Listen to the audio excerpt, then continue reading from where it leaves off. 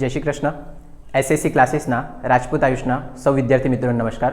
મિત્રો, આ એક નાનકડો ઇન્ટ્રો વિડીયો છે જે લેક્ચર સ્ટાર્ટ થવા પહેલાં 2 મિનિટનો ચાલશે, એના પછી લેક્ચર સ્ટાર્ટ થશે, બરાબર. અને સૌથી પહેલાં મેં વાત કરી દેમ તો મારું નામ આયુષ રાજપૂત અને આપણા ક્લાસીસનું નામ છે SACC, જેનું ફૂલ ફોર્મ છે સ્ટુડન્ટ અચીવ કોમર્સ ક્લાસીસ, બરાબર. અહીંયા સાઇટ પર તમને મારો મોબાઈલ નંબર દેખાશે.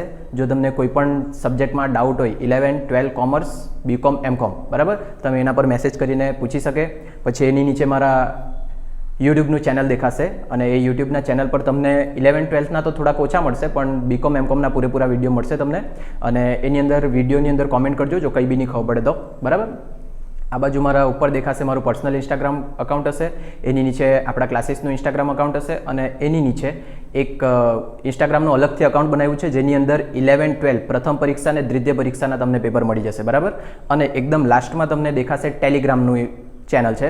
ટેલિગ્રામના ચેનલની અંદર 12th બોર્ડના અને BCom, MComના યુનિવર્સિટીના બધા પેપર મૂકેલા છે, બરાબર.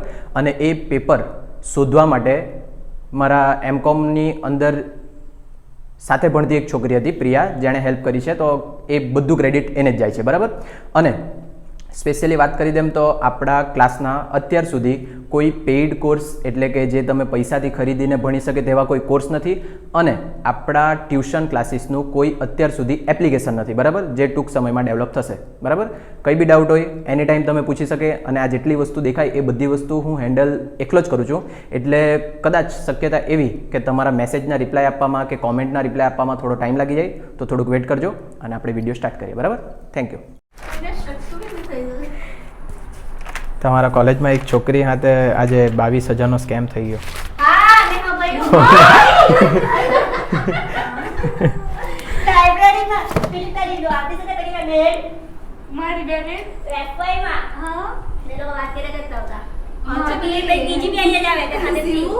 એના હાથે જ થયું? એના હાથે નહીં થયું, કોઈ બીજી છોકરી આપણા ટ્યુશન વાળી નહીં મળે લગભગ. તેમાં એટલે જો તમે બી ચેતી જાજો. એમાં હું થયું, પહેલાં એને ફોન આવ્યો છોકરીને, એના પપ્પાનું નામ એને ખબર હતું એમ કે તારા પપ્પાની કંપનીમાંથી બોલું ને મારું નામ રાજુ કે એવું કંઈક કીધું એણે, હા ને, કે તારા પપ્પાની કંપનીમાંથી બોલું, તારા પપ્પાએ તારા ખાતામાં 10,000 મોકલવા કીધા છે મને. એટલે ધારો કે મેં સ્કેમર હોય ને તમે છે ને, મેં તમને કીધું કે મને મોકલવા કીધા, 10,000 મોકલ્યા, બરાબર. પછી 12,000 મોકલવા કીધેલા, એમ કે 10 મોકલ્યા, પછી 2 મોકલવાની જગ્યા 20 મોકલ્યા. હવે આ પૈસા નહીં મોકલ્યા, એને ખાલી ટેક્સ મેસેજ મોકલ્યા, હા ને. એટલે પેલો એમ કે ભૂલથી વધારે મોકલાઈ ગયા, તું મને બધા પાછા મોકલી મૂક અને મેં તારા પપ્પા હાથે પછી વાત કરી લેવા. તો પેલી પૂરીએ 22,000 મોકલી આપ્યા. એના ખાતામાં પૈસા આવેલા જ નહીં હતા ને, ખાલી ટેક્સ મેસેજ હતું. આવું એટલે જરી ખાચવજો, નહીં તો ખેલ થઈ જાય. તમારા પાસે એ ફોન કરેલો મોબાઈલ નંબર બી છે, બધું છે, પણ કોઈ કાંઈ કરે નહીં. નહીં તમારા સાયબર ક્રાઇમવાળા કાંઈ કરે નહીં, પોલીસ સ્ટેશનમાં કાંઈ કરે, તમારું મોટામાં મોટી ઓળખાણ લઈને જાય તો કંઈ થાય નહીં, તમારા પૈસા ગયા તે ગયા જ, હા ને. એટલે તો આવી રીતના આ લોકો ચગ્યા કરે. ફોરેન કન્ટ્રીમાં આવી રીતના કરે કેમ?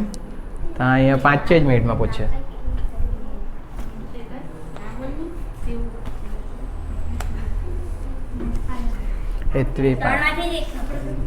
નહીં, આપણા એ લોકોની કોઈક ફ્રેન્ડ હાથે થયો, પણ છોડો, જવા દો, આપણે દાખલો ગણીએ. પણ ટૂંકમાં તમે ચેતી જાજો. તમે અંજલિ, તમે જે ખાતામાં 1.5 લાખ રાખતા છે ને,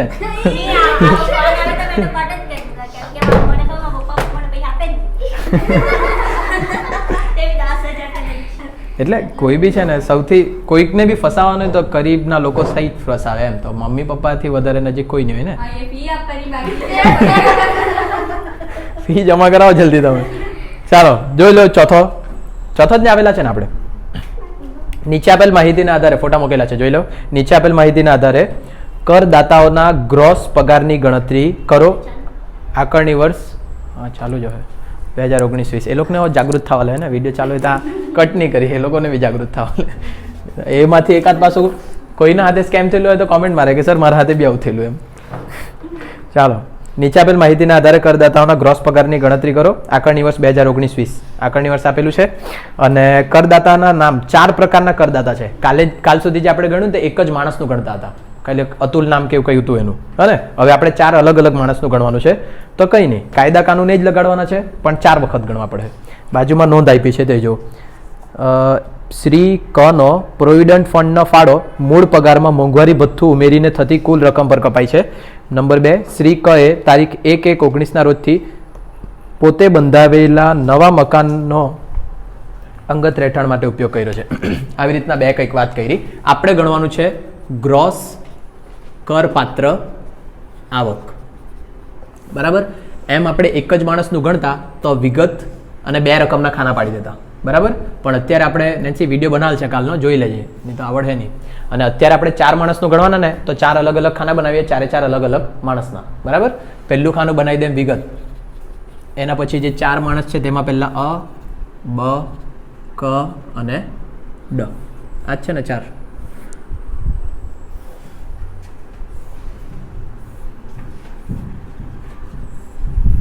આવવાનો હતો તો તમે પૂછ્યું નહીં હતું એને. કેવા દોસ્તાર તમે છી. હા, ચાલો. પહેલા તો બધાનો આપેલો છે મૂળ પગાર. તો અહીંયા મેં લખી દે મૂળ પગાર. આનો કેટલો આપેલો? 4,72,000 ને. પછી બ નો આપેલો 3,66,000.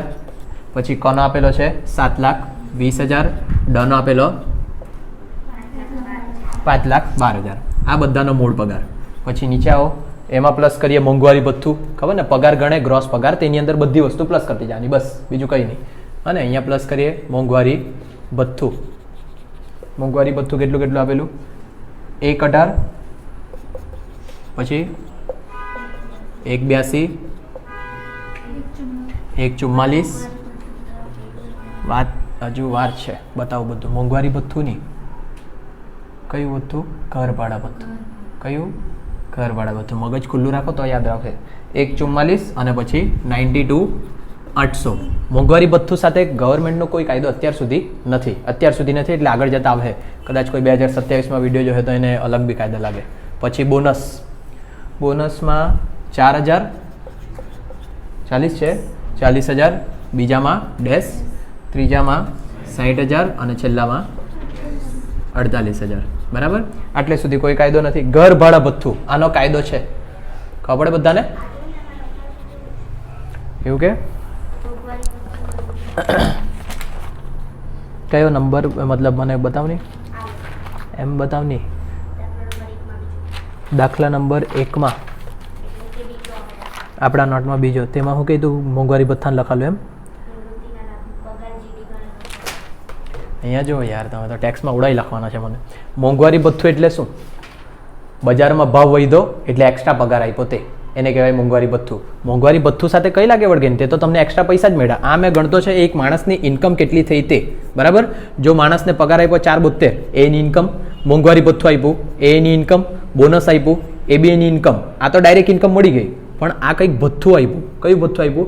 ઘર ભાડા ભથ્થું. એટલે કે એ જ્યાં રહેવા ગયો છે ને તેનું ભાડું ચૂકવતો હશે, તેના માટે એને ભથ્થું આપ્યું. તો એ જે કંઈક એક્સ્ટ્રા સુવિધા માટે ભથ્થું આપે ને, તે ભથ્થા માટે કોઈ કાયદો હોય. મોંઘવારી ભથ્થુનો કાયદો નહીં મળે. ઘર ભાડા ભથ્થુની અંદર મોંઘવારી ભથ્થું ગણતરીમાં કામ લાગે, ખબર પડે? અને એટલે મોંઘવારી ભથ્થાનો કોઈ કાયદો નહીં મળે. કાયદો અત્યાર સુધી તમે 3 જ શીખા છે, ઘર ભાડા ભથ્થું કે 2 જ શીખા. ઘર ભાડા ભથ્થું અને બીજું શિક્ષણ ભથ્થું. આ બે સિવાય બીજું કંઈ શીખા નથી હજુ સુધી. આજે કદાચ એકાદ નવું આવી જાય તો સારું પડે. ગ્રેજ્યુએટી આવતું છે લગભગ હવે. ચાલો, હવે ઘર ભાડા ભથ્થું માટે તમારે અલગથી ગણવા પડે. અલગથી એટલે 3માંથી જે ઓછું હોય તે તમારે માઇનસ કરવા પડે. એ 3માંથી પહેલું ખરેખર મળેલું ઘર ભાડા ભથ્થું, બીજું કર્મચારીએ ચૂકવેલ ઘર ભાડું માઇનસ પગારના 10%, અને ત્રીજું પગારના 40% અથવા તો 50%. આ 3 કાયદા કાલના જ વાત. બરાબર. જેમાં પગાર લખે તો કયો લખવાનો? જીડી. અને એ જીડી શોધવા માટે તમને આની જરૂર પડાય છે. બરાબર. જીડીમાં 3 વસ્તુ પ્લસ થાય. પહેલું મૂળ પગાર, બીજું મોંઘવારી ભથ્થું. પણ જે મોંઘવારી ભથ્થું પ્લસ થાય તે ખાલી કયું પ્લસ થાય? નિવૃત્તિના લાભનું. અને ત્રીજું પ્લસ થાય વેચાણ પર કમિશન. આ 3 પ્લસ કરે તો જીડી મળે. અને પેલા 40% અને 50%ની વાતમાં જે 50% છે તે કઈ સિટીમાં લાગે? Metro city. મેટ્રો સિટી એટલે મુંબઈ, દિલ્હી, ચેન્નઈ, કોલકાતા. આ સિવાય બધી લોકલ. બરાબર. લોકલ નહીં કહી શકીએ, આપણું ગુજરાત બહુ હાઈફાઈ છે.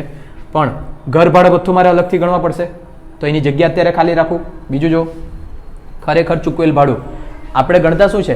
આવક, કેટલી પગાર મળી તે. તો આ જે ઘર ચૂકવેલું ભાડું છે તે અહીંયા પગારમાં લખાય? ચૂકવેલું ભાડું લખાય? અહીંયા નહીં લખાય. ખબર પડે? મેં ગણતો શું છે? ગ્રોસ કરપાત્ર આવક. અહીંયા એક વસ્તુ લખવાની રહી ગઈ, આકારણી વર્ષ ને પાછલું વર્ષ. બધું આકારણી વર્ષ પાછલું વર્ષ કેટલું? 19-20. આકારણી વર્ષ 2019-20. તો 18-19 કયું વર્ષ? પાછલું વર્ષ. ક્લિયર? આટલું બધાને પહેલાં તો હે ને. હવે જો પાછું આપણે ગ્રોસ આવક ગણીએ. આવક એટલે ઇન્કમ જ આવવા જોઈએ. તો જો મેં ઘર ભાડાનો ખર્ચો કરેલો છે તે અહીંયા લખાય નહીં. ખબર પડે ને એટલું સાદું. પછી એ લોકોએ એમ કીધું છે નોકરીનું સ્થળ એના સાથે અહીંયા પગારમાં કંઈ લાગે વળગે અત્યારે નહીં, પણ એ શેના માટે આપેલું હશે? જ્યારે આપણે પેલા 40-50% કાઢવું ને તેના માટે. પૂછ્યું આટલું? તો આના સિવાયને બીજો કોઈ પૈસા મળવાના નહીં મળવાના. તો આ જેની ગ્રોસ આવક, પણ આપણે ઘર ભાડા ભથ્થું હજુ કાયદા પ્રમાણે કન્ફર્મ કરવા પડશે કે કેટલું ઘર ભાડા ભથ્થું આવે.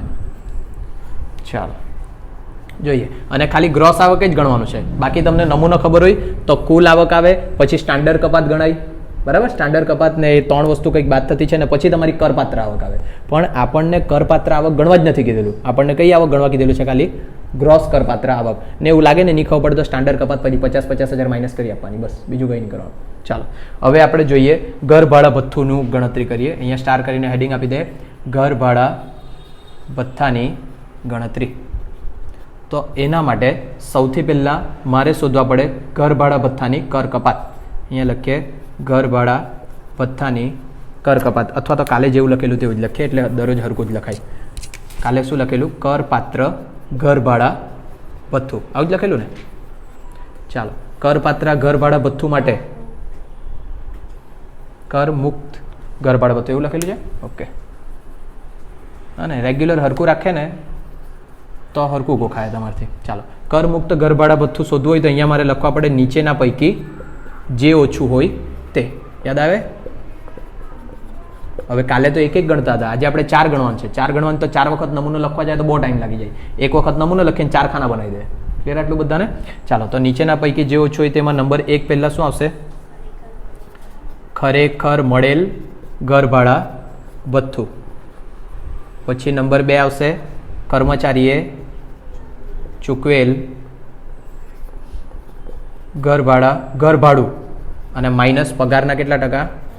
10%. અને આ પગાર એટલે કયો પગાર? જીડી. એટલે આપણે જીડીબી અલગથી ગણવા પડે. અને નંબર 3 પગારના 40% અથવા તો 50%.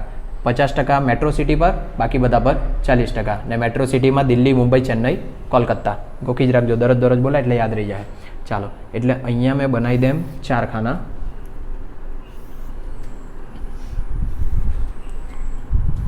બરાબર? અહીંયા લખીએ અ, બ, ક અને ડ. તમારી નોટમાં નહીં આવે તો તમારે અ, બ અને ક, ડ 2 અલગ અલગ બનાવવા પડે. હા ને? ચાલો, અને બીજું મને જોઈશે પગાર જીડી. શું જોઈશે? પગાર જીડી. તો હવે મેં જીડી નક્કી કરું. પગાર જીડી જો મારે નક્કી કરવું હોય થોડીક જગ્યા હજુ રાખવા પડે અમારે. અહીંયા લખીએ પગાર કાઉન્સમાં જીડી. જીડીના પગારમાં 3 વસ્તુનો સમાવેશ થાય. પહેલું મૂળ પગાર, બીજું મોંઘવારી ભથ્થું. મોંઘવારી ભથ્થું કયું લેવાનું? ખાલી નિવૃત્તિના લાભનું. અને ત્રીજું આવશે વેચાણ પર કમિશન. આ 3 મળે એટલે તમને મળી જાય જીડી. ચાલો, એક પતાવીએ કે બધા એક સાથે કરીએ? એક પતાવીએ તો વધારે સારું. પહેલાં આનું જોઈએ. આની અંદર જો ખરેખર મળેલ ઘર ભાડા ભથ્થું કેટલું? ખરેખર મળેલ ઘર ભાડા ભથ્થું કેટલું? આનું 94,400. ક્લિયર આટલું પહેલું? પછી બીજું જો કર્મચારીએ ચૂકવેલ ઘર ભાડા ભથ્થું. આમાં કર્મચારીએ કેટલું ચૂકવેલું? 1,18,000. દેખાય બધાને? અને અહીંયા લખું 1,18,000 માઇનસ કરવાના પગારના 10%. પગાર એટલે હવે શું શોધવા પડે મારે? જીડી. જીડી શોધવા માટે અનો મૂળ પગાર જો 472. પછી મોંઘવારી ભથ્થું આપેલું છે એનું 1,18,000 આપેલું તો છે, પણ એ 1,18,000 કેવું રહેવા જોઈએ? નિવૃત્તિના લાભનું. તો જ આપણે પ્લસ કરી શકીએ, નહીં તો પ્લસ નહીં કરી શકીએ. તો હવાલામાં જોવા પડે. હવાલામાં અને લગતો કોઈ હવાલો છે? પહેલો હવાલો ડનો છે, બીજો હવાલો કનો છે. તો આને લગતો કોઈ હવાલો નહીં આપ્યો. એનો અર્થ એવો થાય કે આ નિવૃત્તિના લાભનો નથી. પૂછે બધાને આટલું? તમે તમારી મરજીથી નહીં લખી શકે. એટલે અહીંયા શું કરી દેવા પડે? ડેશ. પછી વેચાણ પર કમિશન તો એક બી જગ્યાએ આપ્યું જ નહીં મળે, એટલે શું કરી દેવા પડે? ડેશ. એટલે મારું જીડી કેટલું આવી ગયું? 4,72,000. આ મારું છે જીડી. જીડીના કેટલા ટકા? 10%. એટલે કેટલા આવશે? 47,200. તો કેટલા આવે જવાબ?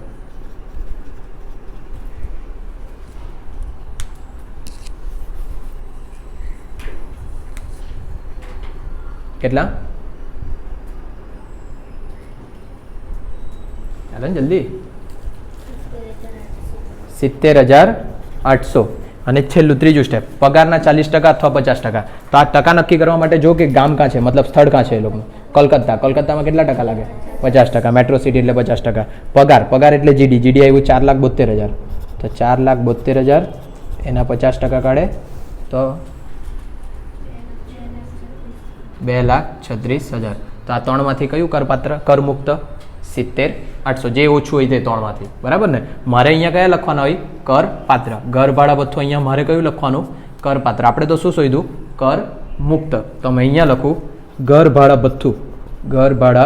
ભથ્થું. એને મળ્યું કેટલું ઘર ભાડા ભથ્થું? જોની દાખલામાં કેટલું મળ્યું? આમાં 1,18,000. એમાંથી મારે માઇનસ શું કરવા પડે? કર મુક્તિ એને કેટલી મળવાની? 3/3માંથી ઓછી એટલે 70,800. તો બાકીનું હશે તે શું કહેવાશે? એનું કરપાત્ર ઘર ભાડા ભથ્થું. પાછું સમજાવું, માઇનસ કરો પહેલાં.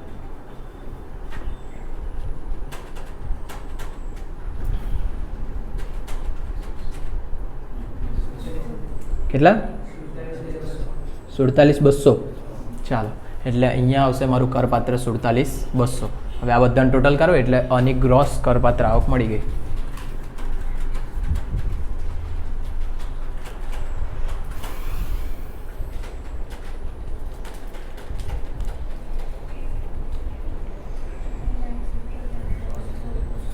$6,77,200.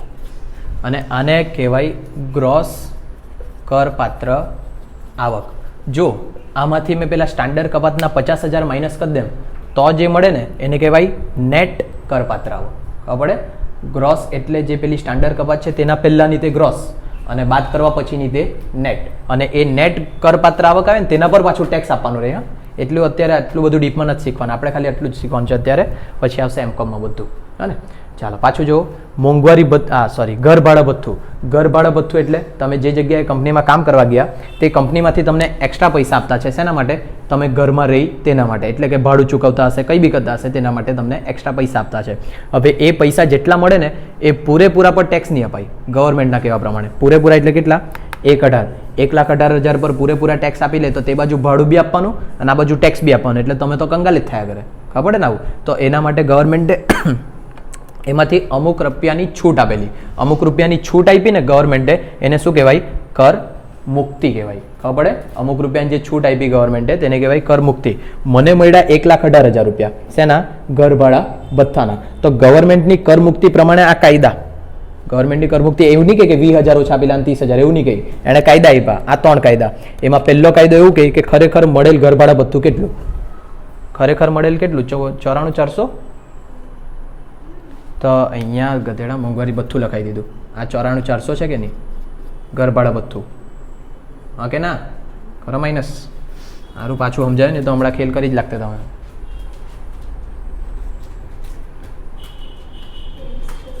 23,600.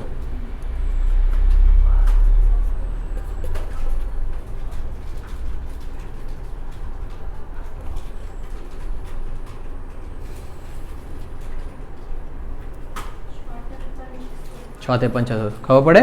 અહીંયા આપણે ભૂલથી મોંઘવારી ભથ્થું લખી દીધેલું હતું. આપણે શું લખવાનું હતું? ઘર ભાડા ભથ્થું. ચાલો પાછું એક વખત જોઈ લો. ઘર ભાડા ભથ્થું મળ્યું તમને 94,400. ગવર્મેન્ટની છૂટ શોધવાની છે. ગવર્મેન્ટની છૂટ માટે ગવર્મેન્ટે 3 કાયદા આપ્યા. ખરેખર મળેલ ઘર ભાડા ભથ્થું કેટલું? 94,400. બીજો કાયદો એમ કે કર્મચારીએ જેટલું ભાડું ચૂકવ્યું હોય ને તેમાંથી પગારના 10% માઇનસ કરી દેવો. કર્મચારીએ ચૂકવેલું હતું ભાડું આટલું 1,18,000. આટલું ભાડું ચૂકવ્યું અને પગાર એટલે જીડી શોધવા માટે આ 3 યાદ રાખવાનું. એ 3માં પહેલું મૂળ પગાર જે 4,72 છે એનો. બીજું મોંઘવારી ભથ્થું. પણ મોંઘવારી ભથ્થું કયું લેવાનું? નિવૃત્તિના લાભનું. જો ની કીધેલું હોય ને તો નહીં લેવાય. બરાબર? એ નહીં લીધું. વેચાણ પર કમિશન આપેલું જ નહીં મળે. આપેલું હતું તો પ્લસ કરતે. એટલે જીડી આવી ગયો તમારો 4,72. એના 10% 47,200 માઇનસ કરીને આવ્યા 70,800. ત્રીજું ગવર્મેન્ટ એમ કે પગારના 40% અથવા 50%. 50% લાગે મેટ્રો સિટી, દિલ્હી, મુંબઈ, ચેન્નઈ, કોલકાતામાં. એ સિવાય બધા પર લાગે 40%. બીજી બી બહુ બધી છે પણ તમારા સિલેબસમાં એટલી જ કન્ટ્રી આવતી છે. હા ને? ચાલો કન્ટ્રી બોલ્યો અમે પાછો સ્ટેટ. હવે આ 50% કાઢ્યા એટલે 2,36,000 આવ્યા. ગવર્મેન્ટ એમ કે આ 3માંથી જે સૌથી ઓછું હોય ને તે જ તમે કપાત તરીકે લઈ શકે. બરાબર? એટલે 70,800 મેં કપાત તરીકે લીધું તો કેટલા પર ટેક્સ આપવાનું મારે? 23,600. આ હવે ગણતરી આવી કરતા છે આપણે. ખબર પડી? ચાલો હવે બનું ગણીએ. આ તો એક માણસનું થયું. બમાં પાછું પહેલાં તો ચેક કરો ખરેખર મળેલ ઘર ભાડા ભથ્થું કેટલું એનું? બમાં 72,000. બરાબર ને? એટલે પહેલાનો જવાબ આવ્યો મારો 72,000. અહીંયા બી મેં લખી શકું ખરેખર ઘર ભાડા ભથ્થું કેટલું આવી ગયું મારું? 72,000. ખબર પડે હવે? અને પછી બીજું જો કર્મચારીએ ચૂકવેલ ઘર ભાડું, કર્મચારી કેટલું ઘર ભાડું ચૂકવ્યું તે કાં છે ખરેખર ચૂકવેલ ભાડું 84,000. ચાલો અહીંયા લખીએ 84,000. એમાંથી માઇનસ કરવાના પગારના 10%. પગાર એટલે જીડી, જીડી એટલે પાછું અલગથી શોધવા પડે. અલગથી શોધવાનો હોય પહેલું મૂળ પગાર. મૂળ પગાર કેટલો બનો 3,64,000.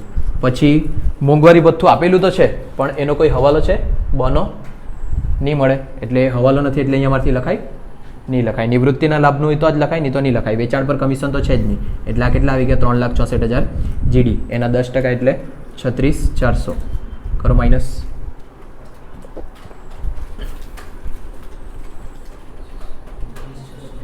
$47,600.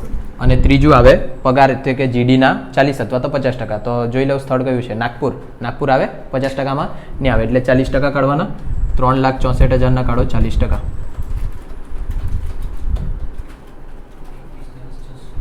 $1,45,600. ગવર્મેન્ટ પ્રમાણે આ ત્રણમાંથી જે સૌથી ઓછું હોય તે તમને કરમુક્ત તરીકે મળે. બાકી બધા પર ટેક્સ આપવા પડે.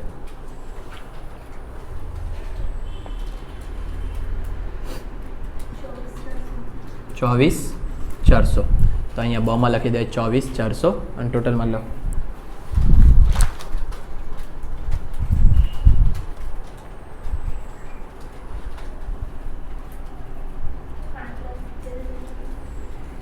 $5,70,400. હવે ક અને ડ માટે કોઈ હવાલો આપેલો છે. ચાલો જો જોઈએ. નોંધ નંબર 1 એ તો ડ માટે છે. આપણે કનું ગણતા છે તો કની નોંધ વાંચે. નંબર 2 શ્રી ક એ તારીખ 1/1/19ના રોજથી પોતે બંધાયેલા નવા મકાનનો અંગત ઉપયોગ માટે અંગત રહેઠાણ માટે ઉપયોગ કર્યો. કઈ તારીખે 1/1/19 અહીંયા લખતો છે. અમે ક માટે 1/1/19 આ તારીખે જે ક છે તે પોતાના પર્સનલ મકાનમાં શિફ્ટ થઈ ગયો. હવે એ ભાડું નહીં આપે તે ટાઈમથી, બરાબર ને. આપણે ગણતા છે આકારણી વર્ષ 19-20 એટલે આપણે ટેક્સ કયા વર્ષનું ગણીએ પાછલા વર્ષનું 18-19નું. અને 18-19 પ્રમાણે તમારું વર્ષ પૂરું થશે 31/3/19, બરાબર. અને ને એ 1/1/19 બીજા ફ્લેટમાં ગયેલા ગયો તો 1, 2 ને 3 મહિના એ પોતાના મકાનમાં રહ્યો. તો બાકીના ટાઈમનું જેણે ભાડું આપ્યું હશે આખા વર્ષમાં 12 મહિના, 12માંથી 3 જાય એટલે 9 મહિનાનું એણે ભાડું ચૂકવ્યું હશે. ક્લિયર આટલું બધાને? અને અહીંયા જે ભાડું આપેલું તે કયું આપેલું તે બધું જોવા પડશે હવે આપણે, બરાબર. તો સૌથી પહેલાં આપણે નક્કી કરો કે ખરેખર મળેલ ઘર ભાડા ભથ્થું કેટલું. એને ખરેખર મળેલ ઘર ભાડા ભથ્થું કેટલું? કનું ખરેખર મળેલ ઘર ભાડા ભથ્થું. હા, ઘર ભાડા ભથ્થું કેટલું મળ્યું? ડાયરેક્ટ આપેલું તો છે પગારના એવું આપેલું એટલે ચાલો પગારના 12%. પગાર કેટલો? 7,20,000, બરાબર ને. પણ એ 7,20,000 પગાર કેવો? આખા વર્ષનો. અને અહીંયા આપણે કોઈ કેટલા મહિનાનો લખાયા? ખાલી ગણતરીમાં 9 મહિનાનો. ખબર પડે કેમ?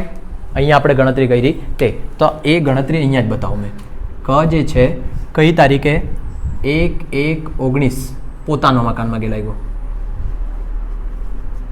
માટે એ 3 માસ ક્યાં રહ્યો? પોતાના મકાનમાં. 3 માસ ક્યાંથી આવી ગયું? આપણું વર્ષ પૂરું થશે 31/3/19 માટે 12 માસ માઇનસ 3 માસ બરાબર 9 માસની ગણતરી. આપણે કેટલા માસની ગણતરી કરીએ? 9 માસની. ગુસ્સો આવે, બરાબર.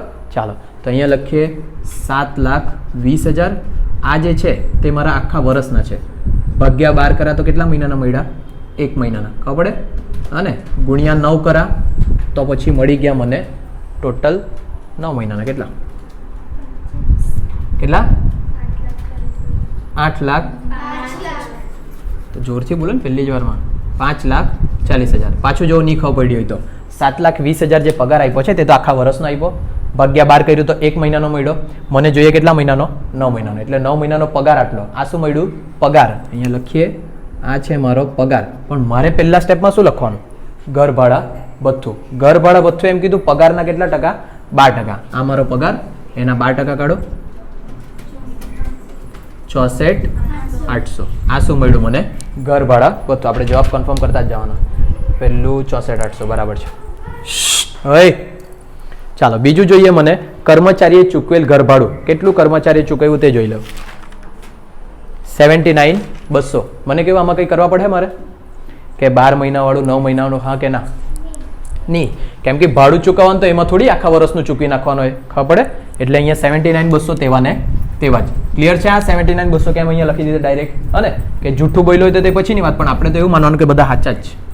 ચાલો, પછી પગારના કેટલા ટકા? 10%. પાછું એક વખત સમજી લેજો, કર્મચારીએ ચૂકવેલ ખરેખર ભાડું 79,200 આવ્યું. એ જ્યારે પોતાના મકાનમાં ગઈ લાગેલો હશે ત્યારે થોડી એને ભાડું ચૂકવ્યું હશે, એટલે જેટલું ચૂકવેલું તેટલું જ આપેલું છે. અને પાછા 9 મહિનાનું હોદવા નહીં લાગતા આમાં, બરાબર? હવે માઇનસ કરીએ આપણે પગારના 10%. પગાર એટલે કયો? જીડી. ચાલો હવે જીડી નક્કી કરીએ. જીડીમાં પહેલા મૂળ પગાર, ને મૂળ પગાર છે કેટલો? 7,20,000, બરાબર? અને મોંઘવારી ભથ્થું હવાલામાં કમાં બીજું કંઈ કીધેલ છે? જોઈ લો. ક અ તારીખે બંધાયેલા મકાનમાં, બસ બીજું કંઈ નથી કીધેલું. એટલે મોંઘવારી ભથ્થું લખાય નહીં. નિવૃત્તિનું લાભ એમ કીધેલું હતું તો લખાતે, નથી કીધેલું એટલે નહીં લખાય. વેચાણ પર કમિશન નહીં આપેલું, એટલે આ કેટલા આવી ગયા? 7,20,000. ચાલો ઓય ચૂપ રહેજો. પગારના 10%, તો 7,20,000 ના 10% કાઢે એટલે 72,000, બરાબર? દિષ્ટિ ઘેરે કાઢજે. હું આ 72,000 સાચું નહીં, કેમ? 12 મહિનાનું. આપણને કેટલા મહિનાનું જોઈએ? 9 મહિનાનું, બરાબર? ચાલો, તો જો તમે અહીંયા જ કરી નાખે તો બી ચાલે, કાં તો અહીંયા કરો તો બી ચાલે. જોઈ લો અહીંયા આ જે 72,000 છે તે મારા 12 મહિનાના, મને જોઈએ કેટલા મહિનાના? 9 મહિનાના. કાઢો કેટલા આવે? કેટલા? 54,000. તો 79,200 માંથી 54,000 માઇનસ કરો.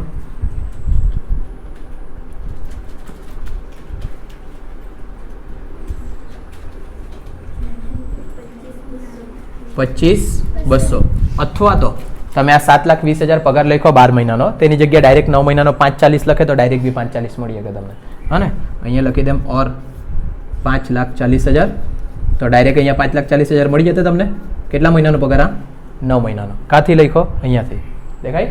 હવે એના ડાયરેક્ટ 10% કાઢતા તો ડાયરેક્ટ 54,000 આવી જશે તમારા. ક્લિયર આટલું બધાને?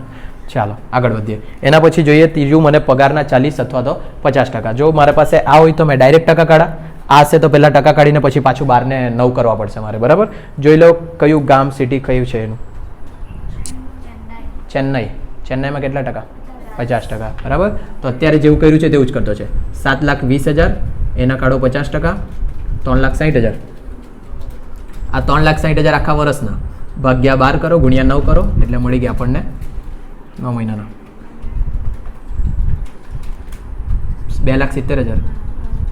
ક્લિયર આટલું બધાને? હવે આ 3 માંથી પહેલા તો મને ઘર ભાડું ભથ્થું કેટલું મળ્યું છે? 64,800. અહીંયા મેં લખી દઉં 64,800. અને એ 3 માંથી જે સૌથી ઓછું હોય તે 25,200 કરો માઇનસ.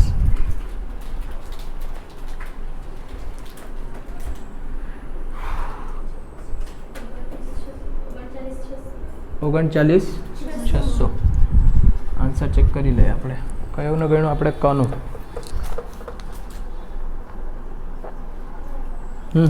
અહીંયા આ ભૂલ થઈ. જો અહીંયા ટેક્સમાં છે ને બહુ ધ્યાન રાખવા પડે. પહેલાં તો મને ઘર ભાડા ભથ્થું જે આપે તે કોણ આપે? કંપનીવાળા. કંપનીવાળાને ખબર કે મેં અહીંયા પોતાનું મકાન બદલી નાખવાનો છે? નહીં ખબર. તો એણે તો ઘર ભાડા ભથ્થું પૂરેપૂરું આપેલું હશે. પૂરેપૂરું આપેલું હશે એટલે 7,20,000 પર કેટલા ટકા આપેલા હશે એણે? 12%. આ સમજવા જેવી વસ્તુ છે. અને પણ આ આપણે કેલ્ક્યુલેશન કરતા છે કાયદા કાનૂન પ્રમાણે. તો કાયદા કાનૂન પ્રમાણે ગણતરી કરતી વખતે આપણે કેટલા મહિના લેવું? 9 મહિના. આ શું લખેલું છે મેં? ઘર ભાડા ભથ્થું તમને કેટલું મળ્યું તે કંપની તરફથી તો આખા વર્ષનું જ મળશે તમને. ક્લિયર થાય આટલું બધાને? એટલે અહીંયા જે મારા કઢાય ને ટકા તે કેટલા પર કઢાશે? 7,20,000 ના 12%. આ ધ્યાનમાં રાખજો. એટલે આન્સર ચેક કરતો જ જતો છે. 86,400 એમાંથી માઇનસ કરો 25,200. અહીંયા આન્સર છે 61,200 આવતો છે. આવી જાય? ચાલો પાછું કહી દેમ, નહીં ખબર પડી હોય તો. પહેલાં તો મારે જોવાનું કે મને કેટલું ઘર ભાડા ભથ્થું મળ્યું તે. કંપની તરફથી 9 મહિનાના ને 3 મહિનાના છૂટા મળે નહીં, આખા વર્ષના સાથે મળે. આખા વર્ષના સાથે મળે એટલે 7,20,000 ના આટલા મળ્યા છે આપણને, બરાબર? પણ જ્યારે આપણે ગણતરી કરીએ ત્યારે આપણાથી 12 મહિનાની ગણતરી નહીં થાય, કેમ કે મારે કેટલા મહિના સુધી રહ્યો છે મેં મકાનમાં? 9 મહિનાથી જ. એટલે 9 મહિના સુધીની જ ગણતરી થાય. એ વસ્તુ બધા મગજમાં રાખવાની. એટલે ક્યાં ક્યાં શું ચેન્જ આવે ને તે જોવાનું. અહીંયા કરું સ્ટાર, આ મોસ્ટ ટાઈમ વિડીયો એકવાર પાછો જોઈ લેજો એવું લાગે તો. કેટલા લખ્યું અહીંયા? 61,200 મારી દેવ ટોટલ. આમાં આન્સર જોઈ લે 9,85,200 આવે કે ચેક કરો. આવી જાય? ચાલો હવે છેલ્લું ગણીએ ડ. ડ માટે બી કોઈ હવાલો આપ્યો છે. હવાલો જોજો. શ્રી ડનો પ્રોવિડન્ટ ફંડનો ફાળો મૂળ પગારમાં મોંઘવારી ભથ્થું ઉમેરીને થતી કુલ રકમ પર ગણાય. તો આ જે છે આના પરથી નિર્ણય શું લેવાય કે જે આ મોંઘવારી ભથ્થું છે તે શેના માટેનું છે? નિવૃત્તિના લાભનું. કેમ? પ્રોવિડન્ટ ફંડ ક્યારે આપે? રિટાયર થવા પછી, એટલે કે નિવૃત્ત થવા પછી. જો નિવૃત્ત થવા પછી પ્રોવિડન્ટ ફંડ મળતું હોય અને એ પ્રોવિડન્ટ ફંડની અંદર મોંઘવારી ભથ્થું સમાયેલું હોય તો એનો અર્થ એવો થાય કે જે મોંઘવારી ભથ્થું છે તે શેનું છે? નિવૃત્તિના લાભનું. ખબર પડી હવે બધાને? કોઈ વખત ડાયરેક્ટ કહેશે કે મોંઘવારી ભથ્થું શેનું છે? નિવૃત્તિના લાભનું, તો ડાયરેક્ટ લખી શકે. ની કીધેલું હોય તો આવી રીતના સમજવા પડે. ચાલો તો હવે પાછા સ્ટેપ પ્રમાણે સૌથી પહેલા ખરેખર મળેલ ઘર ભાડા ભથ્થું ડમાં કેટલું મળેલ છે? ખરેખર ઘર ભાડા ભથ્થું 114 દેખાય, એટલે આ પહેલું આવી ગયું 1,14,000. એટલે આની અંદર બી આપણે કેટલા લખી શકીએ? 1,14,000. હવે આપણે કર કપાતની અંદર સેકન્ડ સ્ટેપ, કર્મચારીએ ચૂકવેલ ઘર ભાડું. કેટલું ઘર ભાડું ચૂકવ્યું કર્મચારીએ? 1,80,000. એમાંથી માઇનસ કરવા પડે પગારના 10%. પગાર એટલે જીડી. જીડી શોધવા માટે પહેલા મૂળ પગાર ડનો 5,12,000 રકમમાં જોતા રહ્યો. પછી મોંઘવારી ભથ્થું એકમાં બી નહીં આવ્યું, પણ આના માટે હવાલામાં ચોખ્ખું કીધું, એના માટે આનું મોંઘવારી ભથ્થું પ્લસ કરવા પડે. કેટલા રૂપિયા? 92,800. ચાલો હવે એ કાં લખી લીધું મેં? 92,800. ચાલો ત્રીજું વેચાણ પર કમિશન. વેચાણ કમિશન છે? હા કે ના? નહીં મળે. તમારા આટલા ટોટલ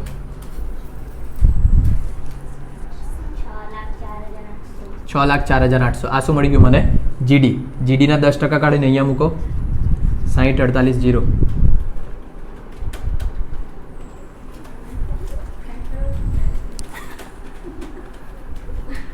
કેટલા? 1,05,20. અને છેલ્લું સ્ટેપમાં પગારના 40% અથવા 50%. જોઈ લો કઈ જગ્યા રહેતા છે? મુંબઈમાં કેટલા ટકા? 50%. ચાલો જીડી છે 6,04,800, એના કાઢો 50%. 3,02,400. બરાબર ને? હવે આ 3માંથી જે ઓછું તે મોટે ભાગે વચ્ચેવાળું જ ઓછું આવતું હતું, આ વખતે ઉપરવાળું ઓછું આવ્યું. દેખાય? કેટલા? 1,14,000. એટલે આને કોઈ બી પર ટેક્સ આપવાનું નહીં આપવાનું. તો અહીંયા કેટલા લખાય? 0. ચેક કરી લે. હા 0 જ આવે. બરાબર. મારો ટોટલ 6,52,800 આવતા છે. આવી જાય કે આટલા? મેં તો ચાલો 3-4 ગણવા. જાદુ થઈ ગયું. તો કાલે જે ગણવાનું તે અત્યારે સમજી લે. કાલવારો કયો છે? ગ્રેજ્યુટી છે. ગ્રેજ્યુટીનો કાયદો સમજાઈ દેમ એટલે કાલે આપણે ગ્રેજ્યુટી સ્ટાર્ટ કરીએ ને તો વધારે માથાકૂટ નહીં રહે. તો આ ફોટો પછી પાડું. ગ્રેજ્યુટીવાળું પાનું ખોલો. ગ્રેજ્યુટીવાળી નોંધ લખાલી ને દિષ્ટિ, તે પાનું ખોલો, તે બી ઝડપથી. હવે ડિપેન્ડ કરે 8 માર્ક્સ 14 માર્ક્સ. મોટે ભાગે પગારનો દાખલો 14નો જ આવતો છે. હા ને? પેપર જોઈએ ને આપણે પછી, પહેલાં થોડું ખીકી લેવા પછી. ખોલ્યું ગ્રેજ્યુટીનો કાયદો? નિહારા તો તમે છે, તો બી 5 વર્ષથી ભણાવતો છે મેં. હા બોલો હવે 4 વર્ષ એમ. તેવો નહીં વિચારી રહ્યા. હા 4 મેં કીધું ને. ખોલ્યું ગ્રેજ્યુટી? ચાલો ગ્રેજ્યુટીના કાયદાની અંદર ગ્રેજ્યુટી એટલે હું કીધેલું મેં તમને. તમે રિટાયર થાય ને તો રિટાયર થતી વખતે તમારી જિંદગીના જેટલા બી કાળ તમે નોકરીમાં આપ્યા તેમાં જેટલા પૈસા કમાયા ને તેના 50% તમને મળે. તેને શું કહેવાય? ગ્રેજ્યુટી. એ ગ્રેજ્યુટીમાં તમે 2 રીતના ગ્રેજ્યુટી લઈ શકે. ચાલુ નોકરી દરમિયાન બી લઈ શકે અથવા તો રિટાયર થવા પછી બી લઈ શકે. જો તમે ચાલુ નોકરીએ ગ્રેજ્યુટી લઈને તો તેના પર પૂરેપૂરો ટેક્સ આપવા પડે, એમાં કોઈ કર કપાત મળે નહીં. આપણે એક ઉદાહરણ સાથે ચાલીએ. ધારો કે આઈસી રિટાયર થવાની છે. રિટાયર થવા પહેલાં જ એણે પોતાની ગ્રેજ્યુટીના 50 લાખ રૂપિયા લઈ લીધા, તો એ 50 લાખ પર એણે પૂરેપૂરું ટેક્સ આપવા પડશે. ક્લિયર આટલું બધાને? ઓકે ના? અને પણ જો એનું મૃત્યુ થયું ને એના ફેમિલીવાળાને મળ્યું કે પછી એ નિવૃત્ત થઈ પછી લીધા એણે 50 લાખ, તો એ 50 લાખ માટે 2 ભાગ જોવા પડે. 2 ભાગ એટલે પહેલું જોવા પડે કે એ સરકારી કર્મચારી છે કે પછી એ ખાનગી કર્મચારી છે. જો ધારો કે એ સરકારી કર્મચારી હોય તો એણે 50 લાખ પર 1 બી રૂપિયો ટેક્સ આપવાનો નહીં. બંને ડિફરન્સ ખબર પડે. જો એણે ચાલુ નોકરી પર લીધું ને, ચાલુ નોકરી પર, તો 50 લાખ પર પૂરેપૂરો ટેક્સ આપવાનો. પણ જો એ સરકારી કર્મચારી હોય, નિવૃત્ત થતી હોય, તો તેવા ટાઈમે એણે 1 બી રૂપિયો ટેક્સ આપવાનો નહીં. તો એક સવાલ મારો, જો એ સરકારી કર્મચારી છે અને ચાલુ નોકરીએ ઉપાડતી છે 50 લાખ, તો એણે ટેક્સ આપવાનો? ક્લિયર બધાને આટલું? હા ને? એટલે છૂટું ક્યાં પડે? પછી લઈ તેનામાં છૂટું પડે. તો સરકારી કર્મચારી હોય અને નિવૃત્તિ કે મૃત્યુ પછી 50 લાખ રૂપિયા ગ્રેજ્યુટી લેતી હોય તો એણે 1 બી રૂપિયા ટેક્સ આપવાનો નહીં. પણ જો ધારો કે એ પ્રાઇવેટમાં હોય એટલે કે બિન સરકારીમાં હોય તો તેના માટે 2 કાયદા લાગુ પડે. એક કાયદો 1972ના ગ્રેજ્યુટી હેઠળ આવતી છે કે એની તે જોવા પડે અને બીજો 1972 હેઠળ નથી આવતી તે જોવા પડે. આ છે ને કંપનીમાં કાયદા હતા, અમુક કંપનીવાળા હજુ સુધી જૂના કાયદાને લઈને છે, અમુકે નવા પર શિફ્ટ કર્યું છે. તો જે કંપનીમાં હશે ને તે કંપની પર ડિપેન્ડ કરે કે એ કંપનીએ જ્યારે લખાણ થયેલું હોય ને બોન્ડ સાઇન થઈ નોકરી કરે ત્યારે તો એ બોન્ડ પ્રમાણે પહેલેથી જ નક્કી હોય કે આ જે નોકરી કરે તે 1972 પ્રમાણે કરે કે 1972 પછી પ્રમાણે કરે. ભલે 2016માં કરતી હોય તો કંઈ નહીં. તો એમાં જો એ 1972ના ગ્રેજ્યુએટી હેઠળ નીચેની રકમો પૈકી જે ઓછી હોય તેમાં પાછી 3 રકમ યાદ રાખવા પડે. પહેલી ખરેખર મળેલ રકમ. ખરેખર મળેલ રકમ એટલે કેટલી? 50 લાખ. બરાબર ને? બીજું મોંઘવારી ભથ્થા સહિતનો છેલ્લો પગાર. મોંઘવારી ભથ્થા સહિતનો છેલ્લો પગાર. આ બધા જેટલો બી પગાર આવે ને તે ગણાવવા ત્યારે ખબર પડે. તે પગારના ગુણ્યા 18/26 ગુણ્યા નોકરીના સંપૂર્ણ વર્ષ. ધારો કે 30 વર્ષ એણે કામ કર્યું હશે તો પગાર ધારો કે એને બધો મળ્યો છે 10 લાખ. 10 લાખ ગુણ્યા 18/26 ગુણ્યા 30 એમ કરીને જે રકમ આવી તે. બરાબર? અને ત્રીજી રકમ છે વધુમાં વધુ 20 લાખ. તો હવે આ 3 માંથી જે ઓછી હશે ને તેટલી એને ટેક્સ ફ્રી મળશે. ધારો કે પહેલી રકમ 50 લાખ, છેલ્લી રકમ 20 લાખ અને વચ્ચેવાળી રકમ ધારો કે એની આવી 8 લાખ તો કેટલું કપાત મળશે એને?